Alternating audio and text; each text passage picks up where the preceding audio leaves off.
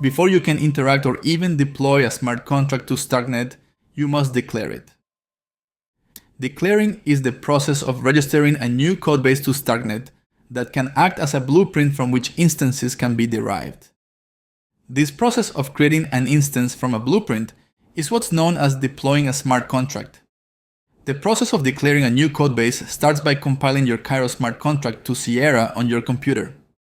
Next, with the help of a wallet you control, you'll create a transaction to register your Sierra code to Starknet.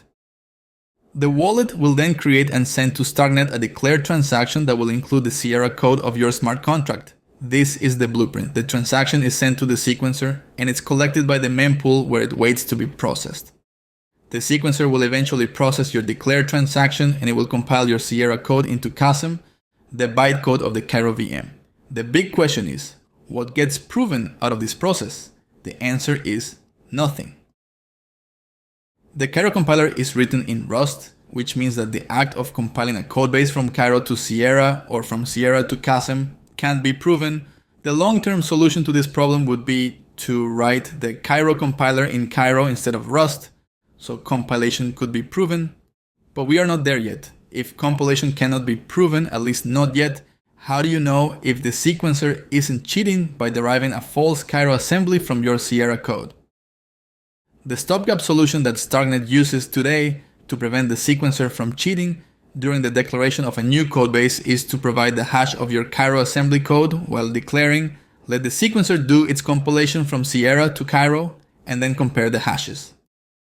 Let's go back to the diagram to better understand how this works. The first step is the same as before. You start by compiling your Cairo smart contract to Sierra on your computer.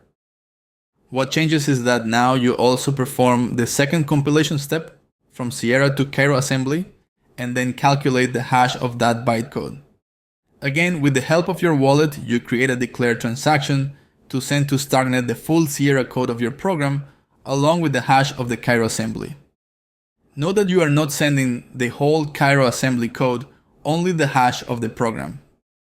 Now, when the sequencer performs its compilation step from Sierra to Cairo assembly, it will use Cairo to derive the hash of the resulting CASM code and compare it with the hash provided by the user in the transaction to verify that both match. Because this operation is done with Cairo, it will be added to the validity proof so the user will have complete certainty that the sequencer didn't cheat when compiling its Sierra code to CASM. At this point, you might be wondering, why doesn't the user simply supply both the Sierra and the Cairo assembly code as part of the declared transaction to avoid the recompilation step in the sequencer and the need to compare hashes? In the same way that the user shouldn't trust the sequencer also shouldn't trust the user.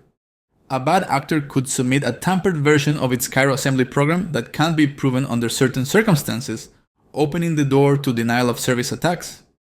This is why the sequencer takes care of the final compilation step to protect itself against this type of attack.